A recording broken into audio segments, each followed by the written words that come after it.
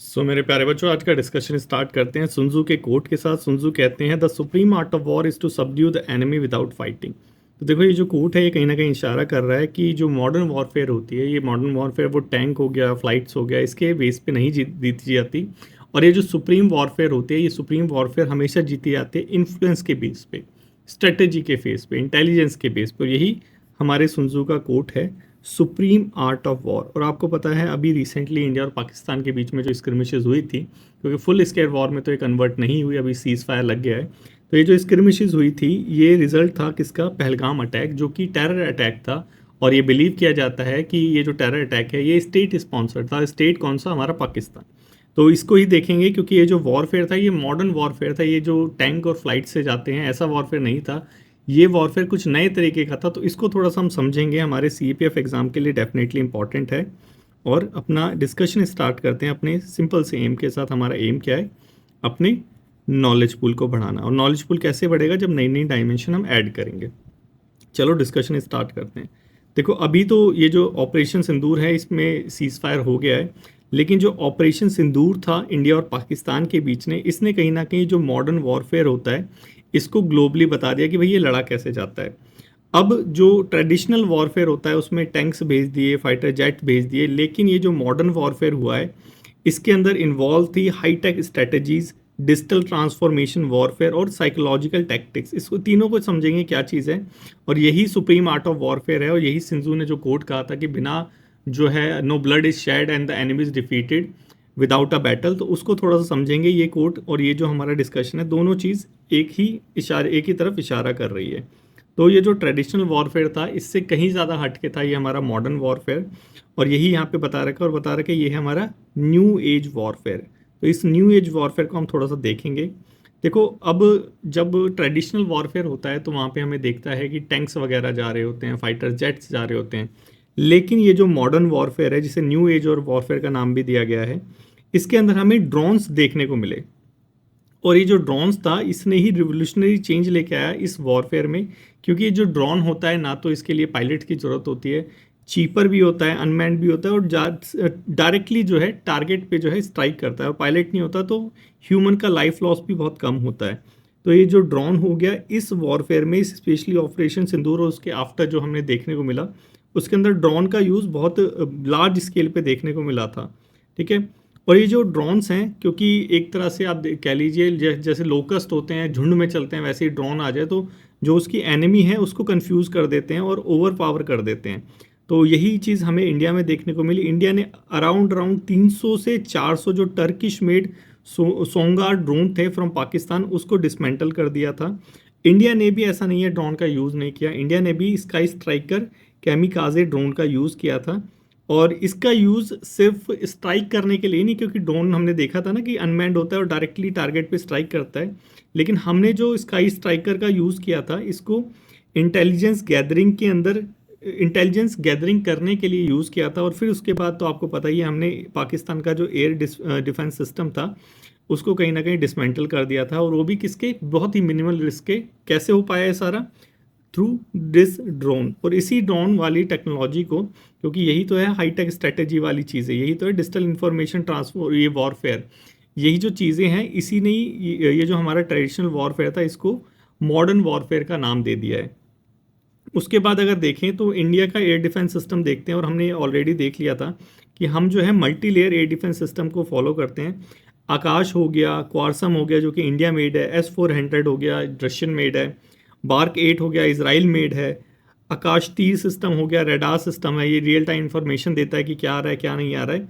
ये सारी चीज़ें प्लस उसके साथ जो प्रोजेक्ट कुशवाहा है, जो मिसाइल डेवलपमेंट प्रोग्राम है, ये सारा इंडिया जो कर रहा है वो अपनी जो है एयर सिस्टम जो हमारा हो गया डिफेंस सिस्टम जो है उसको डेवलप करने के लिए कर रहा है। इसको ऑलरेडी हम समझ चुके हैं। और ये जो डिफेंस सिस्टम है ये ही जो मॉडर्न वॉरफेयर है, ये ड्रोन वाला है, इससे टैकल करने में इंडिया की मदद भी करता है। तो ये चीज़ भी हमें समझ आ गई कि भाई जो वॉरफेयर है उसका नेचर जो है फ्लाइट से ड्रोन में कन्वर्ट होता जा रहा है।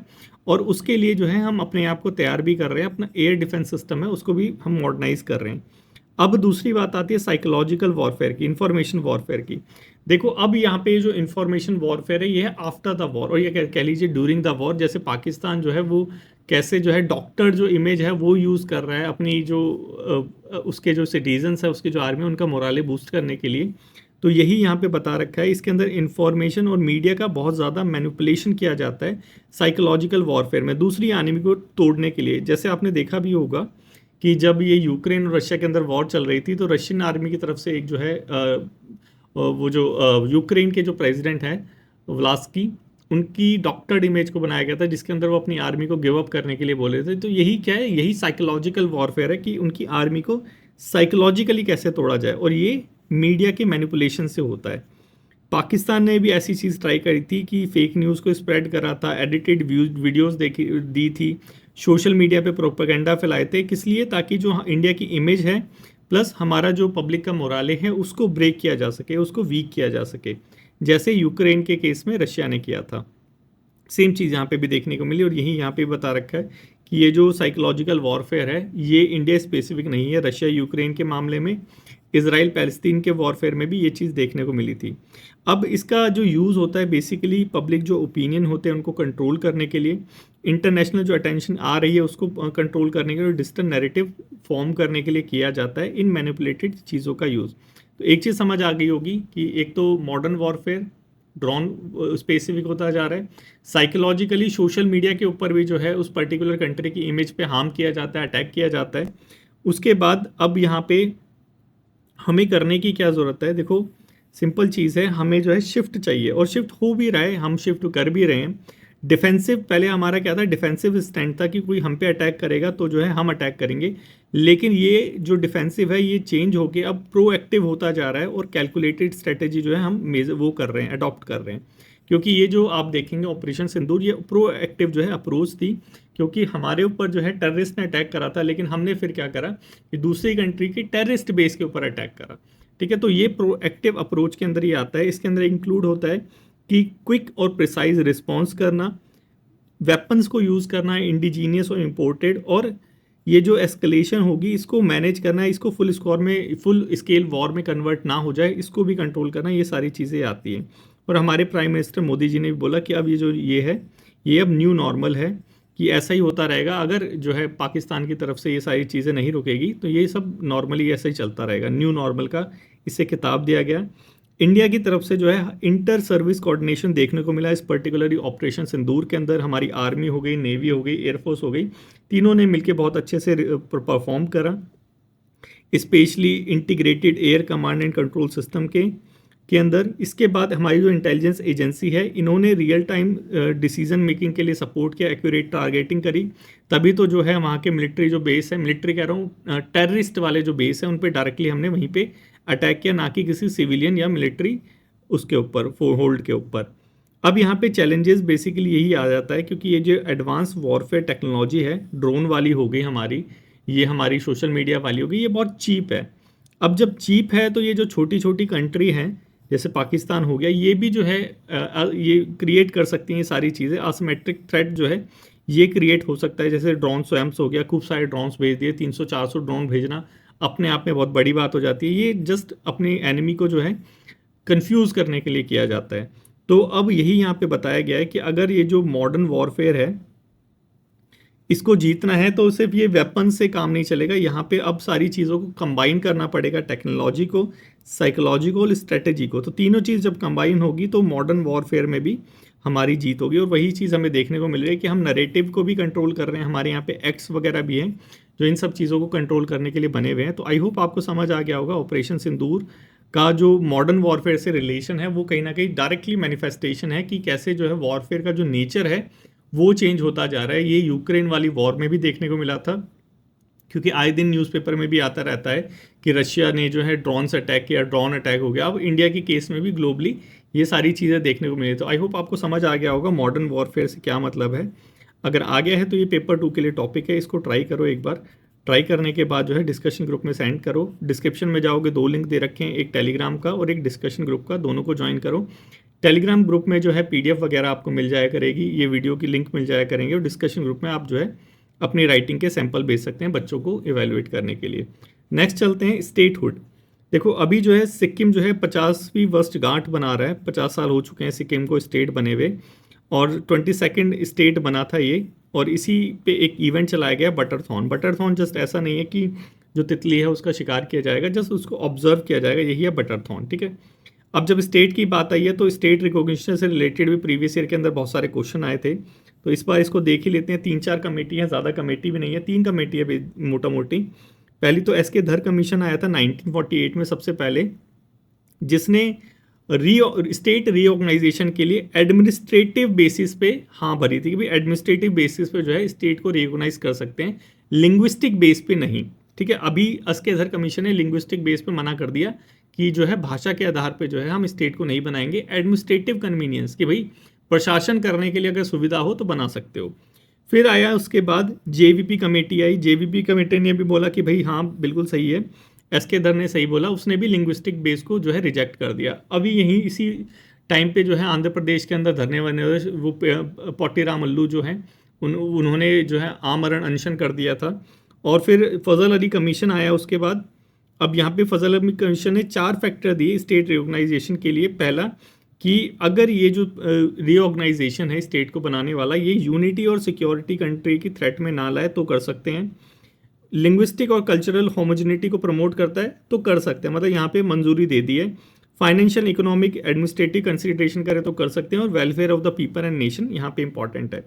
तो फजल अली कमीशन ने देखा जाए तो हाँ भर दी, लिंग्विस्टिक बेस पे कर सकते हैं। और सबसे पहला स्टेट हमारा आंध्र प्रदेश बन गया था, जहाँ पे पोटी श्री रामल्लू जी की जो है उनको प्राण जो है त्यागने पड़े थे आमरण अनशन के द्वारा। तो यहाँ पे यही फजल अली कमीशन ने क्या रिकमेंडेशन दी थी, जेवीपी, यही सारे क्वेश्चन आते हैं, तो इसको थोड़ा सा याद रखना। और पार्लियामेंट ने फिर एक एक्ट बनाते हैं 1956, एक एक्ट कॉन्स्टिट्यूशन का 7th अमेंडमेंट आया था, जिसके अंदर फजल अली कमीशन की जो रिकमेंडेशन थी उसको एक्सेप्ट कर लिया था पार्लियामेंट ने। कौन सा अमेंडमेंट एक्ट था? 7th, ठीक है, इसको थोड़ा सा याद रखना। उसके बाद रीऑर्गेनाइजेशन हुआ था, और उसके बाद फिर जो है लिंग्विस्टिक बेस पे जो है स्टेट आने चालू हो गए थे। अब कौन सा स्टेट कब आया था इसको थोड़ा सा याद रखना, ठीक है। 1957 में नागा हिल चंगसो area were carved out of Assam UT as a UT, ठीक है, ये आ गया था। 1960 के अंदर गुजरात और महाराष्ट्र जो है वो क्रेव आउट ऑफ बॉम्बे यहाँ से निकल गए थे, ये 2 स्टेट बन गए। फिर 61 के अंदर Goa join Indian union with it, और उसकी 62 में Pondicherry officially become a part of union. 63 में नागालैंड को स्टेट का दर्जा दे दिया गया 66 में। तो ये सारी चीज़ देख लेना, ये इंपॉर्टेंट है क्योंकि यहाँ से क्वेश्चन पूछ लेते हैं, ठीक है। तो ये आपके लिए पिक्टोरियल व्यू में ही लेके आया हूँ, तो पिक्टोरियल व्यू में थोड़ा सा ज़्यादा अच्छे से समझ आता है। तो इसको एक बार देखना, कौन सा स्टेट कब बना था, किसका फॉर्मेशन कब हुआ था, सीक्वेंस वाइज थोड़ा सा याद रखने की कोशिश करना, ठीक है। तो यही सारी चीज़ इंपॉर्टेंट होती है। जैसे हमने अभी देखा था ना सिक्किम का 75 में, ये हमारा Sikkim join Indian union after referendum, तो हमारा सिक्किम बन गया 1975 में स्टेट, ठीक है। तो ये सारी चीज़ें हैं। फिर उसके बाद 2019 तक, ये 2019 में जम्मू एंड कश्मीर और ये लद्दाख 2 यूटी बन गया था, तो ये भी यहाँ पे दे रखा है। तो टोटल चीज़, अब पौंडीचेरी भी अब देखो स्टेटहुड का डिमांड कर रही है, तो 2 न्यूज़ आ रखी है। तो इसीलिए ये पूरा जो सीक्वेंस है ये याद कर लेना, क्योंकि और कहीं जगह आपको बहुत मुश्किल से रेयरली ये सारी चीज़ें देखने को मिलेगी। तो एक बार इसको प्रिंट निकाल के अपने पास नोट्स में रख लेना, ठीक है। नेक्स्ट चलें, नेक्स्ट है ये क्वेश्चन ट्राई करने की कोशिश करना। नेक्स्ट है हमारा 52nd CJI। अब ये दो 3 बार देख चुके हैं हम, लेकिन आज थोड़ा सा और अच्छा सा आया था कि हमारे जो 52वें चीफ जस्टिस ऑफ इंडिया है वो हमारे गवाई जी बन चुके हैं, मुर्मू जी ने, द्रौपदी मुर्मू जी, हमारी माननीय राष्ट्रपति जी जो हैं, उन्होंने इनको शपथ दिलवाई है। शपथ इन्होंने हिंदी में ली है, और इससे पहले ये जब सुप्रीम कोर्ट में आने से पहले बॉम्बे हाई कोर्ट के अंदर कार्यरत थे, ठीक है। First Buddhist chief justice of India, दोबारा ये मैं बता रहा हूँ। इनके कार्यकाल में क्या क्या चीज़ें हुई हैं ये थोड़ा सा देख लेते हैं। 370 इनके यहाँ पे गया था, इलेक्टोरल बॉन्ड को स्ट्रक डाउन कर दिया था, और यहाँ पे सब क्लासिफिकेशन ऑफ SC से रिलेटेड एक चीज़ आई थी, और राजीव गांधी का असैसिनेशन केस भी यहाँ पे इनके वहीं पे हुआ था, ठीक है। तो ये 4 चीज़ें हुई थी, थोड़ा सा ये याद रखना। बाकी ये क्वेश्चन अटैम्प्ट करने की कोशिश करो, देखो, क्योंकि 3-4 बार डिस्कस कर चुके, तो आता है या नहीं आता। उसके बाद ये स्टैटिस्टिकल रिपोर्ट है 2021 की, इसको थोड़ा सा देख लेना, क्योंकि ये 2-3 बार मैं बता चुका हूँ। बाकी यहाँ पे नया डेटा है, अपना जो मंथली डिस्पैच आएगा, जो हमारी मैगजीन आएगी, उसके अंदर पूरा जो क्लब करके दे दिया जाएगा, तो वहाँ से भी इसको पढ़ सकते हैं, ठीक है। तो ये कहीं ना कहीं फोल्डर पॉइंट का भी काम करता है, और कभी कभी यहाँ से क्वेश्चन भी पूछ लिए जाते हैं, तो दोनों ही चीज़ यहाँ पे हो सकती है, ठीक है। उसके बाद हमारे जो नीरज चोपड़ा जी हैं, जेवलिन वाले, उनको लेफ्टिनेंट कर्नल का जो है खिताब दे दिया गया है। इन्होंने 2 बार तो ओलंपिक मेडल जीते हैं, एक बार वर्ल्ड जेवलिन चैंपियन का इनको खिताब मिला है। टेरिटोरियल आर्मी में इनको लेफ्टिनेंट कर्नल का खिताब दिया गया है। इससे पहले कपिल देव और हमारे MS धोनी और अभिनव बिंद्रा, इन तीनों को दिया गया था। तो यही छोटी छोटी न्यूज़ें हैं, आई होप समझ आ गया होगा। अब कल के थोड़े से क्वेश्चन देख लेते हैं। ट्रेजरी बिल, हमने कल ट्रेजरी बिल के ऊपर देखा था। In 225 India roll over a 50 million treasury bill to provide emergency financial assistant to Maldives. हाँ, ऐसा कुछ था। तो भाई, Indian treasury bill is in India are issued by the RBI on behalf of the government of India and generally for long term funding. देखो, treasury bill short term के लिए होता है, 1 साल से कम के लिए। हमने 3 बार देखा था, 91 और ऐसे करके कुछ, लेकिन 1 साल से कम था, तो लॉन्ग टर्म नहीं है, शॉर्ट टर्म है। ए आंसर है इसका। दूसरा देखिए, high court can issue writ under 2026। हाँ, ऐसा तो है। Writ under 226 can only be issued for the enforcement of fundamental right. ऐसा नहीं है, क्योंकि जो सुप्रीम कोर्ट है वो सिर्फ फंडामेंटल राइट को जो है अप्लाई करने के लिए, एनफोर्समेंट के लिए जो है रिट इशू कर सकता है, लेकिन जो हाई कोर्ट है वो अदर मैटर के लिए भी कर सकता है। तो दूसरा गलत हो गया, ए, इसका भी आंसर ए हो गया। ठीक है, तो ये था, और ये थोड़ी सी न्यूज़ आई थी। जस्ट कभी ऐसे आए तो बोल सकते हैं कि हाँ ऐसा ऑपरेशन चल रहा है, बाकी इसमें प्रीलिम्स के लिए कोई पॉइंट नहीं थे। ठीक है, तो यही था आज की डिस्कशन में। आई होप आपको अच्छे से समझ आ गया होगा। अगर आ गया हो तो लाइक शेयर और कमेंट करना मत भूलना। Thank you so much for today's discussion. कल फिर मिलते हैं। Take care.